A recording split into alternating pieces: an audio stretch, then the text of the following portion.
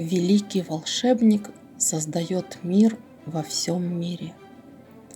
Однажды миролюбивые жители Земли попросили одного чрезвычайно могущественного волшебника прекратить все войны и кровопролитие на планете.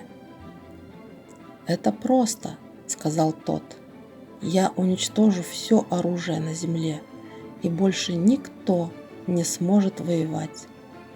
«Прекрасно!» — воскликнули люди. Взмах волшебной палочки, и дело сделано. Дня 3 на планете царил мир. Пока большинство из тех, кто склонен повоевать, искали и не могли найти своего оружия. А поняв, что потеряли его навсегда, они смастерили копья из молодых деревьев и возобновили войны. Когда это печальное известие дошло до волшебника, он сказал: «Не беспокойтесь, я уничтожу все молодые деревья, и эти драчуны больше не смогут воевать». После 2-3 дней бесплодных поисков молодых деревьев, пригодных для изготовления копий, воинственно настроенные люди начали валить деревья-великаны, делать из них дубинки, и опять возобновили кровопролитие. Волшебник истребил все большие деревья. Тогда люди изготовили ножи и мечи из металла. Он уничтожил весь металл на планете. Люди смастерили пращи и начали метать друг в друга камни. Пришлось уничтожить и камни. И тогда забили тревогу сторонники мира. Еще бы, пропали все деревья, не стало металлов и камней. Как теперь жить? Что есть? Скоро совсем не станет растительности, и люди умрут, даже не воюя. Нет, это не решение проблемы. Волшебник растерялся. Даже и не знаю, что теперь делать. Я бы уничтожил все человечество, но, к сожалению, это пока не в моей власти. Миротворцы впали в уныние, не зная, что предпринять. И тут к волшебнику обратился один умный ребенок. «Я знаю, как тебе поступить.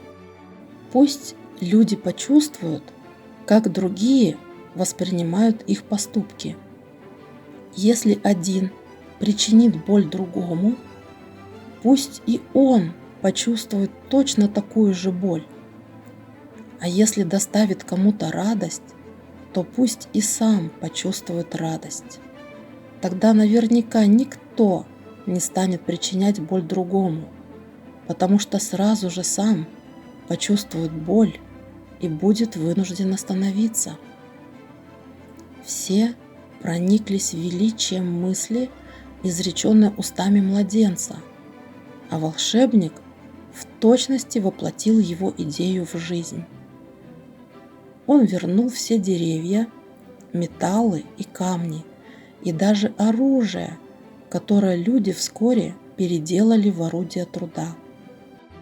С этого дня никто на планете не причинял страданий соседу, потому что тогда и ему самому пришлось бы испытывать боль. Напротив, люди принялись помогать друг другу, потому что им нравилось чувство радости, которое они испытывали при этом. И зажили они в гармонии и радости. Что бы вы чувствовали к концу этого дня, живя в этой волшебной стране? Но вы уже живете в такой стране. Ее закон называется «как аукнется, так и откликнется». Только в нашей стране, в отличие от волшебной, откликается не сразу. Ты можешь ощутить последствия своего поступка сегодня, завтра, через 10 дней или через месяц, через 10 или 1000 лет. Как жаль, что откликается не мгновенно.